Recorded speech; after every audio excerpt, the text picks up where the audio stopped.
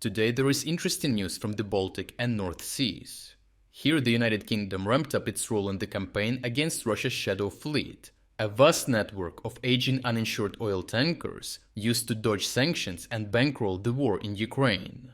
But this is not just about oil. The fleet's growing presence near critical infrastructure and its open defiance of maritime rules have turned it into a front line in a broader hybrid conflict. The United Kingdom has now joined the Nordic and Baltic states in a joint declaration, pledging coordinated enforcement, tracking, and interdiction operations against the Russian Shadow Fleet, essentially bringing Britain into the heart of NATO's Baltic blockade. The trigger came on June 16th, when a Russian corvette openly escorted two Shadow Fleet tankers through the English Channel, a move designed to challenge Western enforcements and demonstrate that Moscow was willing to use military force to protect illegal shipments. 2 days later, London struck back, sanctioning 20 more ships linked to the fleet and targeting support networks used to finance and operate them before officially joining the blockade. This escalation did not come out of nowhere. In January, under the Joint Expeditionary Force framework, the UK helped launch Nordic Warden, a multinational operation to monitor Shadow Fleet activity and protect undersea infrastructure. This allowed the Royal Navy to recover several Russian spy sensors in UK waters, devices believed to be used for tracking and scanning the Royal Navy's stealth submarine sonar signatures, as well as mapping undersea cables for future sabotage. This incident added to the larger picture in light of other sabotages. Russia was not just skirting sanctions, it was probing Europe's defenses, using its shipping fleet as both a revenue stream and a tool for sabotage. In response, the UK has shifted from passive monitoring to active disruption. On May 9th, it rolled out its largest sanctions package to date, blacklisting 100 tankers linked to more than $24 billion in oil trade. That number has since grown, with a total of 140 vessels and dozens of companies now cut off from the United Kingdom's markets. These measures are not symbolic. Shadow Fleet tankers run without insurance, often disable transponders, and sail through crowded maritime routes. The risk of environmental damage is high, but so is the risk to energy infrastructure. For the United Kingdom, this is as much about national security as it is about enforcing sanctions. Britain's operational role in the blockade leans heavily on geography. Russian oil exports from Ust-Luga and Primorsk must cross the Danish Straits, a natural choke point between the North Sea and the Baltic.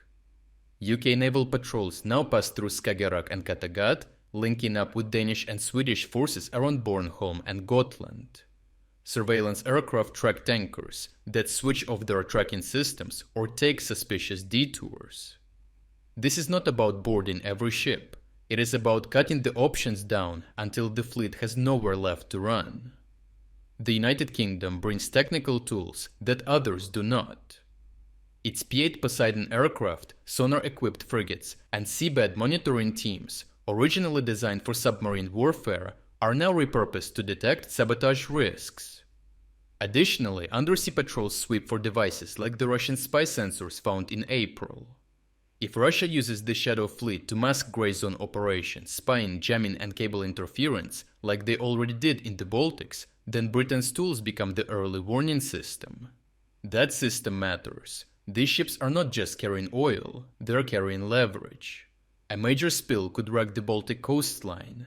A minor cable cut could knock out power or internet in parts of Europe. The Shadow Fleet is a military liability, an environmental risk, and an economic pressure point all in one. That is why the United Kingdom's response is layered, with ships, sensors, and sanctions working together.